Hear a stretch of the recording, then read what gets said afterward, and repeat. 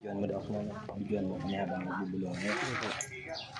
Sige naman sa hilingon ta, apo dun ta kung may nagagambala sa imo, ano maray ka na. Ang nagpugol kaya kang proseso sugma, iba.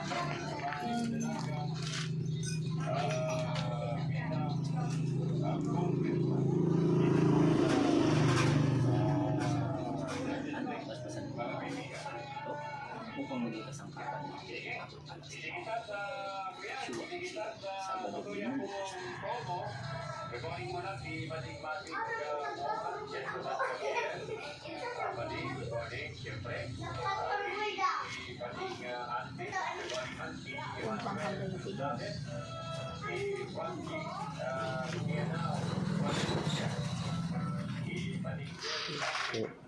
Sandal ka na sa katawan. Sandal ang silas mo. Tikit ka lang. Relax ka lang.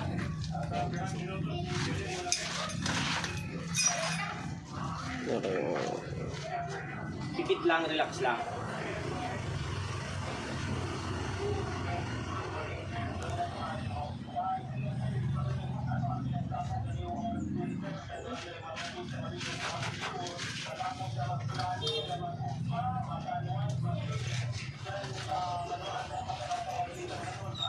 Nomini Patri Filii Spiritus Sancti.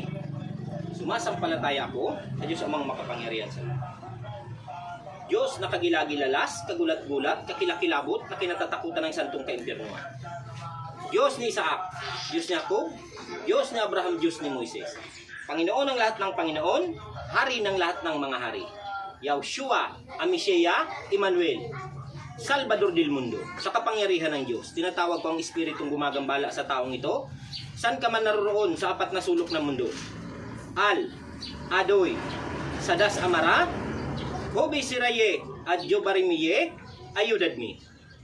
Pasok ng buo sa katawan, mag-usap tayo sa espiritual. Pasok. Puh! Pikit ang mata. Pikit.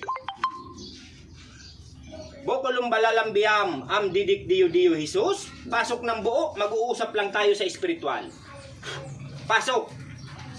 Nasa ilalim ka ng kapangyarihan ng Diyos. Makikipag-usap ka ng maayos, makikipagsundo ka, magkakasundo tayo. Ha? Pikit ang mata, huwag kang didilat. Akdo, akdom, akdodom, puh! Anong uri ng espiritu na dyan sa katawan na yan? Sagot? Mag-usap tayo sa espiritual.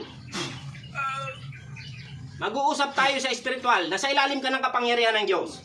Sanctus Deus, Sanctus Fortis, Sanctus Immortalis, Miserere Nobis. Nakagapos ka sa kapangyarihan ng Diyos, hindi ka makakatakas dyan. Inri, ni-er, ri-in-erni. Anong uri ng espiritu na dyan sa katawan na yan? Nakapako ka sa kapangyarihan ng Diyos. Makipag-usap ka sa espiritual. Sagot! Tao, espiritu. Sagot! Tao ka, espiritu. Sagot! Mag-uusap tayo sa espiritual. Sagot! Ayan! Espiritu! Espiritu. Anong uri ng espiritu? Maliit, malaki. Sagot! Duwindi? Itim, puti. Sagot! Itim, puti. Puti. Puti ka? Ang pagkakalam ko sa puti, mababait. Lingkod kayo ng Panginoon. Di ba ang Diyos nyo yung nasa itaas din? Sagot! Sagot! Ang Diyos nyo yung nasa itaas din? Si Kristo, di ba? Si Jesus? Kayo ba nang gagambala sa taong ito? Ha? Kayo ba nang gagambala? Kayo nagbibigay ng sakit? Sagot! Bakit ninyo binibigyan ng sakit to? Anong kasalanan? Anong kasalanan? Sagot! Anong kasalanan sa'yo ng taong to? Ba't binibigyan nyo ng sakit? Gabay ka ba? Gabay? Sagot! Gabay ka niya? Hindi. Bakit nyo binibigyan ng sakit to? Ha? Maaari bang makiusap sa inyo? Ha? Maaari bang pagalingin ninyo to? Sagot! May kasalanan sa inyo? Anong ginawa ng kapatid niyan sa inyo? Yung kapatid niya may kasalanan sa inyo. Anong ginawa? Pwede bang patawarin na lamang ninyo? Sa ngalan ng Panginoong Diyos? Ha? Patatawarin ninyo? Pagagalingin nyo to? Makikipagsundo ba kayo sa Panginoong Diyos? Kaya nyo? Sagot! Ha? Kaya nyo magbalik loob sa Panginoon? Sige, taas mo ang kamay mo, yung kanan. Taas mo. Sumumpa ka sa Panginoong Diyos. Taas mo. Sumumpa ka, taas mo. Susunod ka sa panalangin ko, ha? Para patawarin kayo ng Panginoon. Sagot! Sagot! Susumpa kayo sa Panginoon, ha? Sige, sumunod ka. O Diyos amang makapangyarihan sa lahat sa kaitaasan. Sagot! O Diyos Ama, O Diyos, Kristo Jesus, Kristo, Jesus, patawarin po ninyo kami tawaran mo po kami. sa aming mga sala. Aming mga kasal.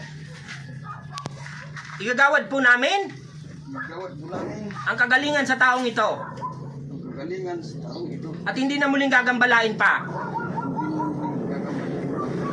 Kapag kami po ay sumuway sa utos at sa kasunduan, kami po ay